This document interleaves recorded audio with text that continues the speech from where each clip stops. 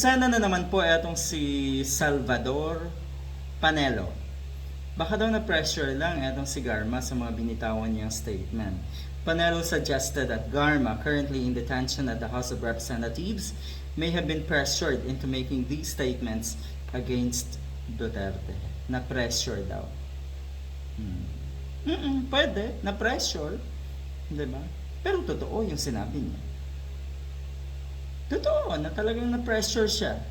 Ay ba naman kung hindi siya mape-pressure sa panahong ito ay talagang siya lang yung madidiin sa puntong yan. Madidiin talaga siya ng todo. So yung pressure na nangyari po ay para sabihin niya ang totoo. At yun na nga po, unti-unti nang sinasabi ang totoo. Sabi nga ng ilan, it's just the tip of the iceberg. Ang ibig sabihin, marami pa yan na maglalabasan ng mga baho na ng sidigong. At yung mga witnesses na yan, sigurado magsasalita na rin. Yung mga sinasabi ni Garma na takot magsalita noong panahon ni Digong, ano po ba ang ikatatakot pa nila ngayon? Ay siguradong isa-isang magsasalita yung mga yan. Dahil, naku, kung si Garma lang talagang iisipin natin, okay, nais lang niya talagang iligtas ang sarili niya. Pero kung lahat yan ay lumabas at magsalita na, sigurado tayong wala ng panama, wala ng lusot etong si Digong. The House Squad Committee continues to investigate extrajudicial killings and other issues related to the previous administration's drug on war. Mantakin nyo kung iisipin nyo na ito ay paiimbestigahan sa panahon na may nakapwestong Duterte. Di ba napakalabo naman nun? Kaya nga, sabi ni Senator De Lima, it is a blessing na naghiwalay, na alienate yung dalawang grupo na yon, yung Uniteam, the Marcoses and of course the Dutertes. It's a blessing dahil kung siguro ngayon dikit pa yung mga yan, baka sakaling mag-aalangan ang nasa Malacanang na gawin ang lahat ng ito. Okay, so talagang blessing to.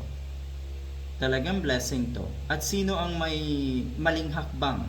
Sa tingin ko, nagkamali ng malaking mali ang ginawang hakbang na itong mga Duterte. Kaya ayan, ngayon aligaga yung mga yan para depensahan ang kanilang mga sarili. You launch a nationwide campaign. You need money for any project, lalong-lalo na itong war on drugs, sapagkat paano mong malalaman ang mga sikreto ng mga sindikato? You need money for that. Malalaman daw paano daw malalaman yung sikreto ng mga sindikato. Sino po ba ang pinakamalaking sindikato dito sa atin? Hindi po ba't kayo? Hindi po ba't ang mga Duterte? Kasi yan po ang nababasa natin Yan din po ang iniisip ng mga matitino nating kababayan. Kaya may tinatawag na intelligence fund. Sa madaling sabi, you need a huge campaign fund for the war on drugs. Talagang may pera. Totoong talagang may pera. Totoong may pera. Kaya nga, pumabor sa Pogo dahil siguro ay inisip niya na makakatulong yon para pondohan nga itong war on drugs. Pero kasi ang sinabi nila ay makakatulong sa ekonomiya natin yung mga Pogo na yan.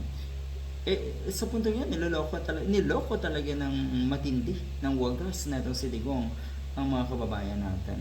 Yun nga, yung napakalaking revelasyon na ano ay yung nangyari sa Davao, yung Davao model ay dapat gawin sa buong bansa. So, ang ibig sabihin na ito, napakarami rin palang ipinapatay dyan sa Davao. Hindi lang siguro na ilagay sa record.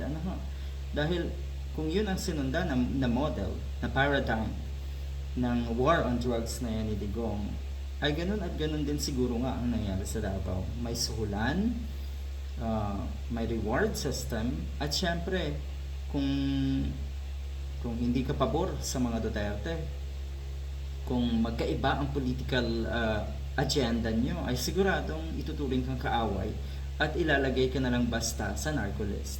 Good luck.